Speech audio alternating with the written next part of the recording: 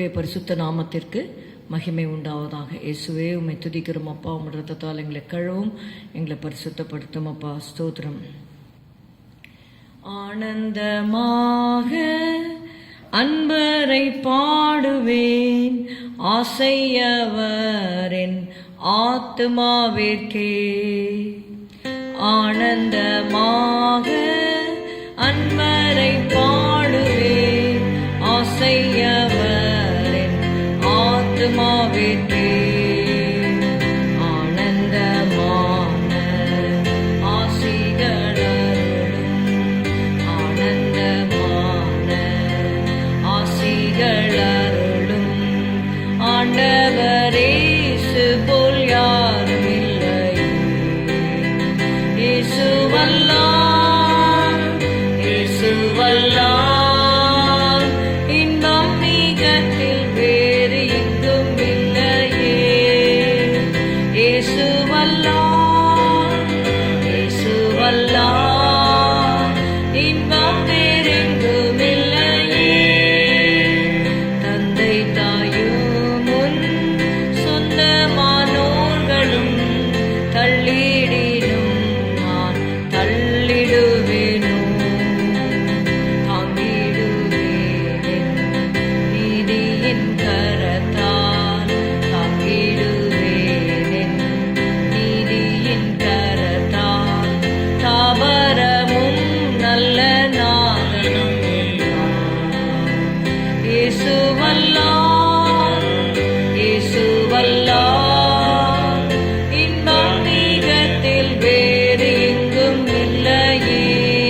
இயேசுவல்லால், இயேசுவல்லால் இன்பம் வேறெங்கும் இல்லையே. யோவான் 20வது அதிகாரம் 31வது வசனம். Let's turn our Bibles to John chapter 20 and verse 31. இயேசு தேவனுடைய குமாரனாகிய கிறிஸ்து என்று நீங்கள் விசுவாசிக்கும்படியாகவும், விசுவாசித்து அவருடைய நாமத்தினாலே நித்திய ஜீவனை அடையும்படியாகவும் இவைகள் எழுதப்பட்டிருக்கிறது. But these are written that ye might believe that Jesus is the Christ, the Son of God, and that believing ye might have life through his name. ஆமென். இயேசு தேவனுடைய குமாரனாகிய கிறிஸ்து என்று நீங்கள் விசுவாசிக்கும்படியாக, விசுவாசித்து அவருடைய நாமத்தினாலே நித்திய ஜீவனை அடையும்படியாக வேத வாக்கியங்கள் எழுதப்பட்டு நமக்கு அருளப்பட்டிருக்கிறது. இந்த வேதத்தை நாம் வாசிக்க அவர் தேவனுடைய குமாரன் என்கிற விசுவாசத்திலே நாம் இன்னும் வளருவோம். 1 யோவான் 2:25 நம்ம வாசிக்கிறோம். எத்தனையோ வாக்குத்தத்தங்கள் இந்த வேதத்திலே நமக்கு கொடுக்கப்பட்டிருக்கிறது. எல்லாவற்றிலும் இந்த பிரதான வாக்குத்தத்தமாக இதை நாம் எடுத்துக்கொள்ளலாம். 1 யோவான் 2:25, நித்திய ஜீவனை அளிப்பேன் என்பதே அவர் நமக்கு செய்த வாக்குத்தத்தம். 1 யோவான் 2:25. 1 John 2 and verse 25. And this is the promise that he hath promised us, even eternal life. Amen. This is the promise that he hath promised us, even eternal life. நித்திய ஜீவனை அளிப்பேன் என்பதே அவர் நமக்கு செய்த வாக்குத்தத்தம் என்று நாம் வாசிக்கிறோம். யோவான் 5:39 எழுதப்பட்டிருக்கிறது.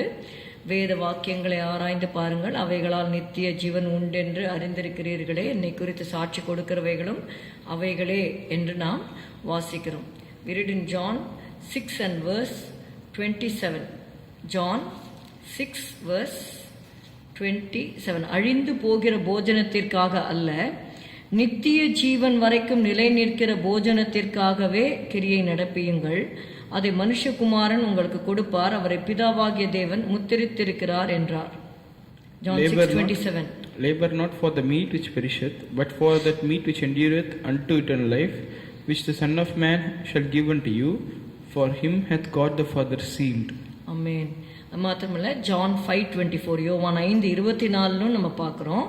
என் வசனத்தை கேட்டு என்னை அனுப்பினவரை விசுவாசிக்கிறவனுக்கு நித்திய ஜீவன் உண்டு. குமாரனை இயேசு தேவனுடைய குமாரனாகிய கிறிஸ்து என்று விசுவாசிக்கிறதுனால நித்திய ஜீவன் இருக்குன்னு பார்க்குறோம். அது மாத்திரமல்ல, இயேசு சொன்னார், என் வசனத்தை கேட்டு என்னை அனுப்பினவரை விசுவாசிக்கிறவனுக்கு நித்திய ஜீவன் உண்டு. அவன் ஆக்கினை தீர்ப்புக்குட்படாமல் மரணத்தை விட்டு நீங்கி ஜீவனுக்கு உட்பட்டிருக்கிறான் என்று மெய்யாகவே மெய்யாகவே உங்களுக்கு சொல்லுகிறேன். John 5:24. Verily, verily, I say unto you, he that heareth my word and believeth on him that sent me hath everlasting life, and shall not come into condemnation, but is passed from death unto life. Amen. இதில் யோவானில் எழுதப்படும் பொழுது கடைசியாக அவர் யோவான் எழுதுகிறார். என்ன எழுதுகிறார்னா, அநேக அற்புதங்களை அவர் செய்கிறார். ஏன் இந்த அற்புதங்கள்லாம் எழுதியிருக்கு? இந்த அற்புதங்கள், அடையாளங்கள், இயேசு செய்த கிரியைகளை பார்த்தாவது என்ன பண்ணட்டும், ஜனங்கள் இயேசுவை விசுவாசிக்கட்டும் என்று சொல்லி பார்க்கிறோம். யோவானில் முன்பாக கூட நம்ம பார்க்குறோம். John 2 கூட நீங்கள் பார்த்தீங்கன்னா, யோவான் 2வது அதிகாரத்திலே கர்த்தர் அந்த கானாவூர் கல்யாணத்திலே தண்ணீரை திராட்சை ரசமாக மாற்றினார். அதுக்கப்புறம்தான் நீங்கள் பார்த்தீங்கன்னா யோவான் 2:11, இவ்விதமாக இயேசு இந்த முதலாம் அற்புதத்தை கலிலேயாவிலுள்ள கானா ஊரிலே செய்து தம்முடைய மகிமையை வெளிப்படுத்தினார். அவருடைய சீஷர்கள் அவரிடத்தில் விசுவாசம் வைத்தார்கள் என்று வாசிக்கிறோம். யோவான் 2:11. This beginning of miracles did Jesus in Cana of Galilee, and manifested forth his glory, and his disciples believed on him. ஆமென். எப்படியாக நாம் தேவன் மேலே விசுவாசமாக இருக்க வேண்டும் என்று சொல்லி நம்ம பார்த்தோம். இந்த வசனங்களை கர்த்தர் தாமே ஆசீர்வதிப்பாராக. இன்னும் இயேசுவை ஏற்றுக்கொள்ளாதவர்கள், இயேசுவை தேவனுடைய குமாரன் என்று நீங்கள் விசுவாசித்து அவரை பற்றி கொள்ளும் பொழுது நித்திய ஜீவனை நீங்கள் பெற்றுக்கொள்ளுகிறீர்கள். கர்த்தர் தாமே உங்களை ஆசீர்வதிப்பாராக. ஸ்தோத்திரம் அப்பா, உம்மை துதிக்கிறோம் துதிக்கிறோம் துதிக்கிறோம். இயேசுவின் ரத்தம் ஜெயம்.